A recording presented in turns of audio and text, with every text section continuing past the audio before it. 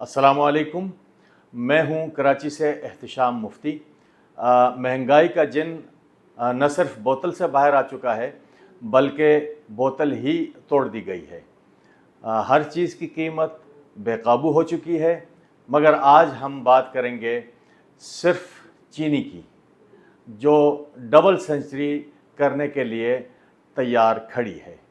इस सूरत हाल से हम जानते हैं होलसेल ग्रोसर एसोसिएशन के चेयरमैन अब्दुल रऊफ़ इब्राहिम से। जी रऊफ़ साहब, ये चीनी की कीमतों को कहाँ ले जाने का इरादा है? आपने कहा कि क्या कहाँ ले जाने का इरादा है, तो मैं पहले ये कहूँगा कि हुकूमत वक्त से कि पहले हम एक्सपोर्ट कर लें। मेरा ख्याल है ये बेहतर है। हो गया एक्सपोर्ट भी, अब इंपोर्ट कर लें, वो भी कर लेते हैं हम। अब ये आप कहें कि शुगर कार्टेल किसको कहते हैं? जो शुगर मिल वाले मिल के एक रेट निकालते हैं, वो कार्टेल होता है। और शुगर माफिया में जो कौन होते हैं? सट्टा माफिया, जो इसको यानी 173 रुपये में अप्रैल के सौदे होना शुरू हो गए हैं। तो आप ये समझ लीजिए कि 200 को क्रॉस कर जाएगी ये चीनी अगर इसको ना रोका गया। वज़ीर ख़जाना का एक बयान आया कि FIA इसको पहले से मॉनिटरिंग कर रही है और IBA वो भी मॉनिटरिंग कर रही है, इंटेलिजेंस ब्यूरो। और मुझे ये बताएं कहाँ नज़र आ रहा है आपको?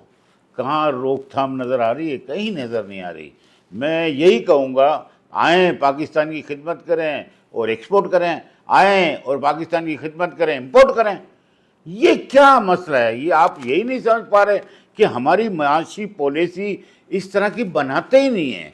जब हमारे पास, आप यकीन माने कि 115-16 रुपए की चीनी यानी लेने वाला ही कोई नहीं था, इसकी एक एक्सपोर्ट की पॉलिसी बना दी गई कि 1 लाख टन करेंगे, फिर 2 लाख टन हुआ, फिर 5 लाख टन और 7.5 लाख टन के करीब एक्सपोर्ट कर दिया गया।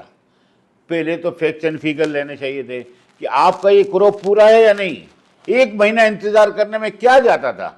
आपको रेट भी अच्छे मिलते एक्सपोर्ट के, तो आपने क्यों ऐसा किया? और यही सवाल हुकूमत वक्त से कहूँगा कि जो पॉलिसियाँ बनाए न जाएँ वो गरीबों की फेवर में हो, मिडिल आदमी के फेवर में हो। किसान ने क्या फ़ायदा उठाया आप बताएं? 450 में उनको गन्ना 450 तक बिका। रोज़ इश्तिहार देख रहे हैं, वो इतना बड़ा इश्तिहार लगा रहे हैं कि हम गरीब लोग तो पिस गए। और मुनाफा किन्होंने कमाया? शुगर मिल मालिकान ने, सट्टा माफिया ने। और अभी भी रोकथाम करने के लिए मैं यही तजवीज़ दूंगा कि मेरे हिसाब से ऐसा लगता है कि 4 लाख टन शॉर्ट होगा हमारा, लेकिन 5.5 लाख टन माहाना खपत भी है। तो अभी आप बताएं, कबलस वक्त नहीं है कि इसको इतने रेट बढ़ जाएं। अभी तो हमारे को 75 लाख टन का क्रॉप में 5 लाख टन शॉर्ट है ना, मान लिया आपकी बात, तो आप उसको इंपोर्ट कर लें। और ये जो रॉ मटेरियल कह रहे हैं कि हम यहाँ आके रिफाइंड करेंगे उस चीनी को, ये कारखाने उस पर डिज़ाइन है ही नहीं। शुगर मिलें वो गन्ना पीसने पे डिज़ाइन है। वो भी मैं इन्फॉर्म करना चाहता हूँ आला हुकाम को कि ये इस तरह के इंपोर्ट में भी ना जाएं। ये वाइट शुगर मंगाएं, इस पर तमाम टैक्सेस को ख़त्म कर दिया जाए, सेल टैक्स को भी ख़त्म किया जाए, विथ होल्डिंग टैक्स और तमाम टैक्स को ख़त्म किया जाए। ये गरीबों के लिए कंपटीशन आपको पैदा करना पड़ेगा। इस माफिया के तो आपके बस में नहीं है कि इनको कंट्रोल कर सकें। ये तो मुझे किसी हुकूमत को, ये रिट को चैलेंज सरेआम कर रहे हैं, तो क्या इसका कोई पूछने वाला है? पुरसाने हाल है।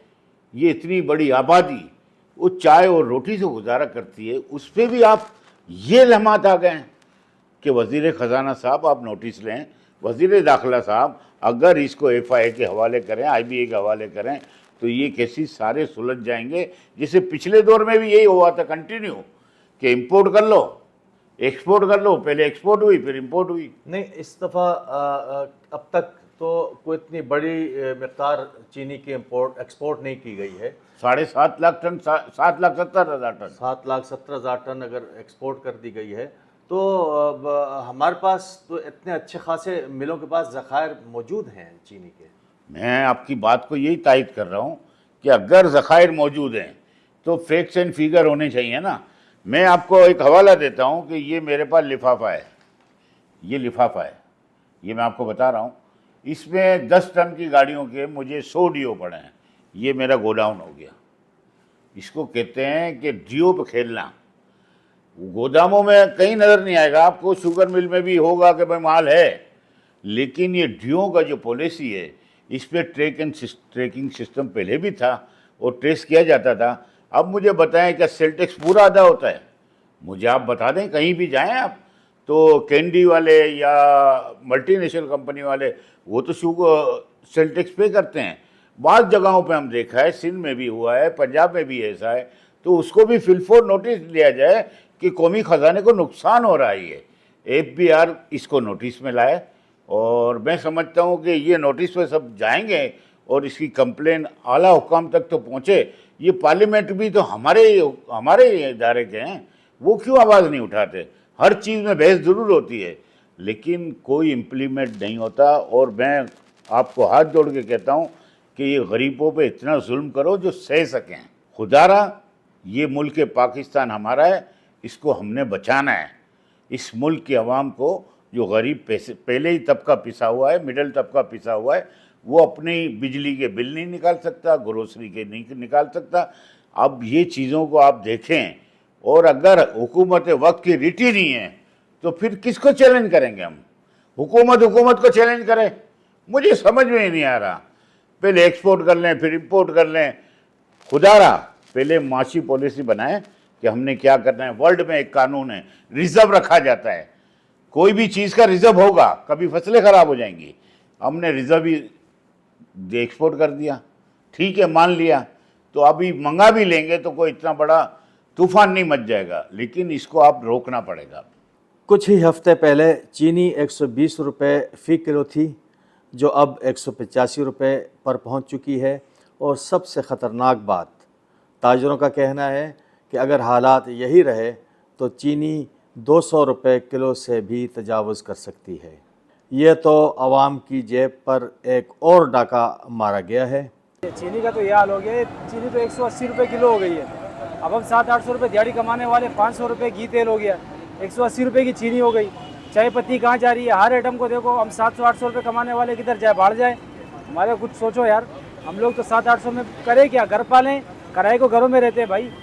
चीनी लेवे, पाव चीनी लेंगे या घर कमाएंगे? बहुत ही गरीब तो है ही नहीं भाई, कहाँ से कहाँ दाम पहुँचा दिए इन्होंने। 100 रुपये किलो होनी चाहिए, अब उसके दाम इतने आगे बढ़ा दिए इन्होंने, 80-80 रुपये ऊपर कर दिए, तो कहाँ पहुँचेगा? और भी मज़ीद चीज़ें, फ्रूट देख ले आप, मुँह मांगे डबल दाम लेना शुरू कर दिए लोगों ने। कोई है ही नहीं, कोई कंट्रोल ही नहीं है। हर चीज़ का कंट्रोल होना चाहिए ना। हर साल रमज़ान में महंगाई बढ़ती है, मगर इस बार हालात पहले से कहीं ज़्यादा ख़तरनाक हो चुके हैं। सवाल ये है, जब रमज़ान में रिलीफ नहीं मिल सका तो आम दिनों में क्या होगा? क्या चीनी ख़रीदना आम आदमी के लिए मुमकिन रहेगा? क्या हुकूमत वाकई बेबस है या माफिया ज़्यादा मजबूत? तो जनाब, ये है चीनी का मामला।